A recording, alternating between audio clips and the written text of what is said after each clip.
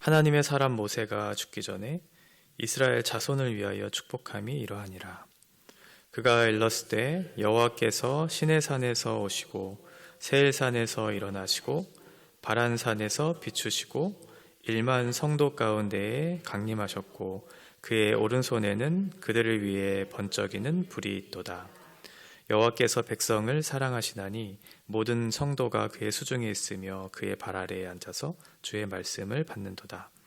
모세가 우리에게 율법을 명령하였으니 곧 야곱의 총회의 기업이로다. 여수론의 왕이 있었으니 곧 백성의 수령이 모이고 이스라엘 모든 지파가 함께한 때로다. 르우벤은 죽지 아니하고 살기를 원하며 그 사람 수가 적지 아니하기를 원하나이다. 유다에 대한 축복은 이러하니라. 일렀을 때 여호와여 유다의 음성을 들으시고 그의 백성에게로 인도하시오며 그의 손으로 자기를 위하여 싸우게 하시고 주께서 도우사 그가 그 대적을 치게 하시기를 원하나이다. 레위에 대하여는 일렀을 때 주의 둠밈과 우림이 주의 경건한 자에게 있도다. 주께서 그를 마사에서 시험하시고 무리바 물가에서 그와 다투셨도다. 그는 그의 부모에게 대하여 이르기를 내가 그들을 보지 못하였다 하며 그의 형제들을 인정하지 아니하며 그의 자녀를 알지 아니한 것은 주의 말씀을 준행하고 주의 언약을 지킴으로 말미암음이로다. 주의 법도를 야곱에게 주의 율법을 이스라엘에게 가르치며 주 앞에 분향하고 온전한 번제를 주의 제단 위에 드리리로다. 여호와여 그의 재산을 풍족하게 하시고 그의 손의 일을 받으소서. 그를 대적하여 일어나는 자와 미워하는 자의 허리를 꺾으사 다시 일어나지 못하게 하옵소서. 베냐민에 대하여는 일렀을 때 여호와의 사랑을 입는 자는 그 곁에 완전히 살리로다. 여호와께서 그를 날이 마치도록 보호하시고 그를 자기 어깨 사이에 있게 하시리로다. 요셉에 대하여는 일렀을 때 원하건대 그 땅이 여호와께 복을 받아 하늘의 보물인 이슬과 땅 아래에 저장한 물과 태양이 결실하게 하는 선물과 태음이 자라게 하는 선물과 옛산에 좋은 산물과 영원한 작은 언덕의 선물과 땅의 선물과 거기 충만한 것과 가시떨기나무 가한 데에 계시던 이의 은혜로 말미암아 복이 요셉의 머리에 그의 형제 중 구별한 자의 정수리에 임할지로다. 같이 읽겠습니다.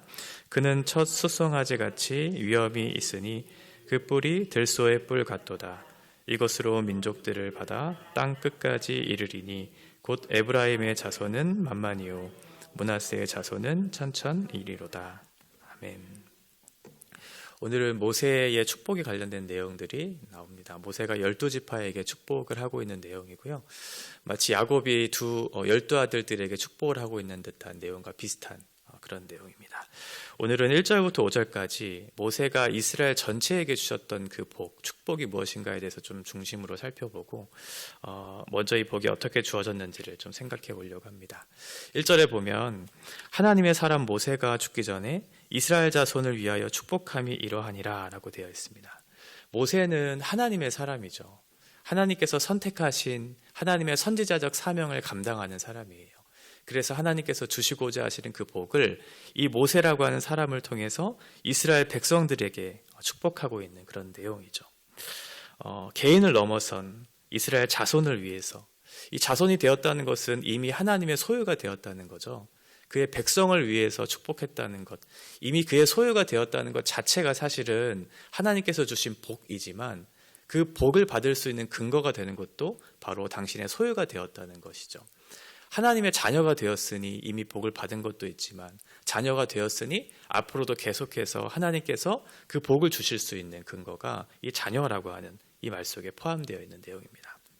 그래서 2절과 3절에 보면 그 사람들을 성도라고 얘기하죠.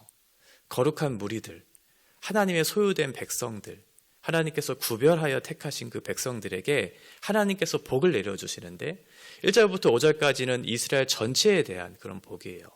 그들에게 어떠한 복을 주시는가? 2절에 보면 그가 일렀을 때 여호와께서 시내산에서 오시고 세일산에서 일어나시고 바란산에서 비추시고 1만 성도 가운데 강림하셨고 그의 오른손에는 그들을 위해 번쩍이는 불이 있다. 이렇게 말씀하고 있습니다. 먼저는 시내산과 그리고 세일산과 바란산을 이 지명을 얘기한 이유는 출애굽한 이후에 이스라엘 백성들이 광야길을 건넜던 그 지나갔던 모든 흔적들이 사실은 이 세 가지 산 안에 다 포함되어 있거든요. 그러니까 이스라엘의 여정을 하나님께서 함께 하셨다는 증거로서 이 세 개의 산을 언급하고 있습니다. 시내산에서 하나님께서 율법을 수여하셨죠. 하나님의 율법을 가지고 오셨어요. 그리고 이 세일산이라고 하는 곳에서 일어나시고 바란산에서 이것을 비추었다라고 하는 것. 이것은 마치 태양이 하나님께서 태양을 주셔서 태양이 뜨고 태양을 비추시는, 그래서 이스라엘 백성들과 함께 동행하는 그런 의미를 담고 있거든요. 그러니까 이스라엘 백성들에게 주셨던 첫 번째 복은 하나님의 동행이었어요. 그들 가운데 하나님께서 강림하셔서 그들 가운데 임재하셔서 하나님이 그 광야길을 지나는 동행을 함께 하셨다는 거죠. 이스라엘 백성들이 아무도 도움이 없는 막막한 그 길을 걸을 때 하나님께서 함께 해주시지 않았다면 이스라엘 백성들은 반드시 실패하고 반드시 넘어지고 이 가나안이라고 하는 곳으로 이동하지 못했을 텐데, 하나님은 어두운 가운데 빛을 비추어 주시고 하나님께서 그 빛으로 인도해 주셔서 너희가 갈 바가 어디인지를 가르쳐 주시는, 이스라엘에게 주셨던 첫 번째 복은 그들과 함께 동행해 주셨다라고 하는 것이죠. 그리고 나서 이스라엘을 번쩍이는 불이 있다, 이스라엘에게 번쩍이는 불이 있다라고 이렇게 표현하고 있는데, 이 번쩍이다라고 하는 이 단어는 사실은 율법이라고 하는, 다트라고 하는 그런 내용이 뜻이에요. 그러니까 하나님께서 이스라엘 백성들에게 동행하시고 그 다음에 주셨던 두 번째 복이 이 말씀을 주셨다는 거죠. 율법을 수여해 주셨다는 거예요. 시내산에서 하나님께서 강림하셔서 이스라엘 백성들에게 모세를 통해 하나님의 말씀인 율법을 주셨죠. 그것을 불이라고 하는 표현으로 주셨다는 것은 이것이 우리에게 불타는 율법, 하나님의 말씀이 우리에게 주어졌을 때 우리의 마음의 심령에 하나님의 불이 임하는 그런 역사가 일어난다는 뜻을 담고 있겠죠. 세상을 만드신 그 하나님께서 당신의 뜻을 하나의 민족에게 주었다는 것은 엄청난 사건이었어요. 온 피조 세계를 만드신 그 하나님께서 그 특별한 민족들에게 당신의 뜻이 담겨져 있는 그 말씀, 율법을 주신 것이죠. 이것이 이스라엘 백성들에게 주셨던 두 번째 복, 어찌 보면 가장 큰 복이 아닐까라는 생각을 하게 돼요. 하나님께서 우리에게 말씀을 주실 때, 우리가 그것을 받을 때 우리에게 그 감당할 수 없는 은혜가 흘러나오잖아요. 하나님의 말씀이 우리의 심령을 뜨겁게 해서 우리의 교만한 마음들, 우리의 무감각했던 우리의 심령들이 하나님의 말씀으로 새롭게 되고 깨쳐지는 그런 일들이 일어나죠. 말씀이 우리 가운데 부어져야 비로소 우리가 그것들을 일으켜 세울 수 있는 힘이 생기게 되거든요. 어제 우리가 말씀을 보았던 것처럼 모세가 마지막으로 그들에게 노래하며 권면했던 것이 너의 마음속에 말씀을 두라는 것이고, 그 말씀을 다음 세대들에게 계속 지킬 수 있도록 가르치라고 말씀해 주셨던 것처럼 하나님의 말씀이 이들 가운데 함께 있을 때 비로소 이스라엘 백성들이 갈 바를 알지 못하는 그때에 빛이 되시고 길이 되셔서 그 길을 인도해 주시겠죠. 우리를 살리는 것, 이것이 바로 생명의 말씀이에요. 우리의 마음속에 그 말씀이 부어졌을 때, 그리고 그 말씀을 살아내고자 하는 그 마음의 간절한 소망들이 일어났을 때, 그리고 그것으로 인해서 분투하고 순종하고자 했을 때 하나님께서는 반드시 우리를 새롭게 하실 것이고 그 온전케 하시는 은혜가 우리 가운데 임하게 될 거예요. 저와 여러분들이 받은 것 복이 바로 그것이죠. 하나님께서 우리들에게 말씀을 주셨다는 것, 그 말씀을 통해 하나님의 살아계심을 경험하게 하시고 그것을 통해 네가 진짜 생명이 어떠한 것인지를 경험하게 하시는, 누리도록 하시는 그 복을 우리에게 주었다는 거죠. 하나님께서 인간을 만드셨을 때는 당신과 교제하도록 지음을 받게 하셨어요. 그 말은 교제하지 않으면 너희가 살 수 없다는 뜻이기도 해요. 하나님과의 교제가 있을 때 비로소 우리의 영혼이 만족을 느끼게 되죠. 하나님과의 친밀한 교제가 없으면 살아있는 것 같지만 죽어있는, 실상은 죽어있는 현실을 살아내게 되거든요. 그런데 하나님은 우리를 그렇게 내버려 두지 않으시고 당신과 교제할 수 있도록 말씀으로 찾아오셔서 말씀 속에서 하나님을 발견할 수 있도록 은혜를 베풀어 주시죠. 그것이 없으면, 그 말씀이 우리 가운데 우리의 심령에 채워지지 않으면 우리의 마음은 공허해지거든요. 그러면 그 공허함을 채우기 위해서 사람들은 우상을 찾기 시작해요. 그 우상을 섬기면서 내 공허한 이 영혼의 결핍들을 채우려고 하는 시도들을 하게 되죠. 말씀을 떠난, 하나님을 떠난 그 그래서 우리의 영혼을 채우려고 하는 모든 시도가 우리의 불행의 시작인데, 하나님께서는 이스라엘 백성들에게 당신의 말씀을 부어주셔서 하나님과의 친밀한 교제가 회복되게 하셔서 그 생명의 말씀을 주셔서 그 생명을 누리도록 그 은혜를 부어주시고 있다는 것입니다. 세 번째는 3절에 보면 여호와께서 백성을 사랑하시나니 모든 성도가 그의 수종에 있으며 주의 발 아래 앉아서 주의 말씀을 받는도다. 세 번째는 하나님께서 이스라엘 백성들을 사랑하고 있다는 거예요. 이건 한번 내가 너를 사랑했어, 과거에 너를 한번 사랑했어 라고 하는 그런 과거의 한 사건이 아니에요. 이건 현재 분사형으로 계속해서 내가 너를 사랑하고 있다라고 하는 그런 표현이죠. 지속적인 그 사랑이 우리의 마음속에 부어졌을 때, 그래야 우리가 살 수 있잖아요. 하나님께서 내가 너를 사랑했다가 아니고 내가 여전히 너를 지금도 사랑하고 있다, 네가 어떠한 형편에 있든지 사랑스러울 때만 내가 너를 사랑한 것이 아니고 연약할 때에도 내가 너를 사랑하고 있다.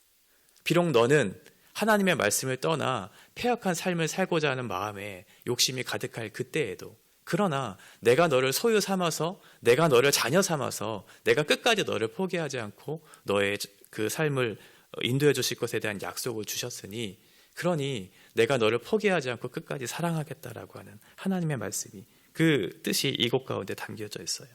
그래서 모든 성도가 그의 수중에 있다라고 표현하고 있는 거죠. 이건 그리스도 예수 안에 있다는 거거든요. 내가 너를 붙잡고 있다는 거예요. 내가 너를 보호하고 내가 끝까지 너를 책임지며 살겠다라고 하는 그런 하나님의 의지가 담겨져 있죠. 내가 너를 사랑하고 내가 너에게 말씀하고 있고, 그러니 너는 그 속에서 안정과 그런 평안을 누리라고 하나님께서 말씀해 주고 있어요.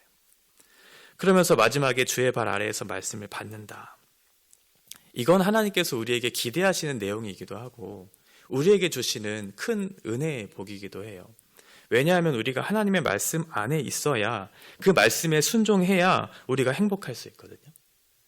우리에게 주신 말씀이 무거운 짐이 아니고 그 말씀 속에 우리가 거할 때만 비로소 우리의 마음과 우리의 생각이 하나님을 향할 때만 우리에게 행복을 느낄 수 있게 되기 때문에 그렇죠. 이미 신명기 10장 13절에서 우리에게 말씀해 주셨던 것처럼 내가 오늘 내 행복을 위하여 내게 명하는 여호와의 명령과 규례를 지킬 것이 아니냐. 하나님께서 우리에게 명령과 규례를 지키도록 그 율법에 순종하도록 하신 것은 우리의 행복을 위한 것이라고 말씀하고 있거든요. 하나님의 말씀 안에 거할 때 비로소 너희가 행복을 누릴 수 있을 것이라고 우리에게 말씀해 주고 있어요. 그러면서 4절 뒤에 보면 곧 야곱의 총회의 기업이다. 이 야곱은 이스라엘 전체를 상징하는 말이죠. 이스라엘 전체 야곱. 야곱의 총회의 기업이다. 이 기업은 소유, 재산이잖아요. 그러니까 하나님께서 우리에게 준 율법은 이스라엘 모든 지파의 소유가 되었다는 거예요. 지금 전체에 대한 복을 주고 계시잖아요. 하나님이 각자에게 주신 복도 있겠지만 하나님이 우리에게 주신 전체의 복은 이 율법을 모두 소유할 수 있도록 주셨다라고 하는 거죠. 하나님의 말씀을 소유할 수 있는 것 자체가 우리에게 이미 복이 되었다라는 것을 다시 한번 설명해 주고 있어요. 그러면서 마지막 네 번째 복을 5절에서 얘기하고 있는데, 여수론의 왕이 있었으니 곧 백성의 수령이 모이고 이스라엘 모든 지파가 함께한 때로다, 이렇게 말씀하고 있습니다. 네 번째 복은 이스라엘의 왕이 하나님께서 친히 되어주셨다라고 하는, 하나님께서 친히 통치해주고 계시고 있다는 사실이 이스라엘 백성들에게 주시는 네 번째 복이죠. 특별히 백성의 수령자들, 여기서는 지도자들인데요. 그 지도자들과 백성이 함께 모였을 때, 이건 언약 체결의 장면을 얘기해요. 그러니까 모든 백성들이 모이고 그의 지도자들이 함께 모였을 때 하나님께서 그 가운데 내가 너희의 왕이 되겠다고 지금 말씀하고 있는 거죠. 언약을 맺는 그런 관계예요. 그래서 너는 나의 소유가 될 거다. 나는 너희의 하나님이 될 거다. 너희는 왕같은 제사장, 거룩한 나라, 나의 소유가 될 것이라고 하는 그 언약 체결의 장면을 설명해 주시면서 너희 가운데 내가 임할 것이라고, 하나님의 통치가 너희 가운데 임할 것이라고, 이것이 너희의 마지막 복이라고 설명해 주고 있죠. 그래야 우리가 행복할 수 있기 때문에 그래요. 만일 우리의 중심에, 우리의 공동체의 중심에 인간이 있다면, 인간이 중심이라면 어떻게 될까요? 과연 우리의 공동체가 행복할까요? 그렇지 않을 거예요. 그 인간이 우리의 공동체의 중심이 된다면 반드시 마음이 갈리게 되겠죠. 누구에게는 흡족한, 누구에게는 흡족하지 않은 그런 판단이 들어갈 테니까요. 그런데 그 공동체에 하나님께서 중심이 되어주시고 하나님께서 왕이 되어주시고 통치해 주시면 모두가 행복할 수 있어요. 그래서 하나님께서 내가 너희의 왕이 되겠다고, 내가 직접 너희들을 통치하겠다고 지금 말씀해 주고 있는 거죠. 이제 모세가 떠나고 새로운 리더가 오게 될 거예요. 모세라고 하는 특별한 리더가 그 이스라엘 공동체를 이끌어간 것이 아니고 하나님 말씀하시는 건 그 모세라고 하는 사람을 통해서 일해 주셨다는 것이지 그 사람의 특별한 재능과 능력이 이 공동체를 이끌어갔다고 지금 말씀해 주고 있지 않거든요. 하나님께서 너희와 동행해 주셨고 하나님의 말씀이 부어주셨고 하나님께서 너를 사랑하고 있고 그리고 내가 너를 통치하고 있다는 사실로 인해서 너희가 이제껏 안전하게 이곳에 온 것이지 어떠한 특별한 사람을 통해서 내가 너를 인도한 것이 아니다. 내가 너희의 왕이 되었고 내가 너희를 끝까지 통치하고 앞으로도 그렇게 이끌어갈 것이라고 하는 하나님의 약속의 말씀이 있는 거죠. 그 중심에 하나님이 계셔야 되는 거예요. 이제 여호수아가 이스라엘 백성들의 리더로 서겠지만 어떠한 사람이 오는 것이 중요한 것이 아니고 그 공동체에 하나님께서 함께하고 계시는가.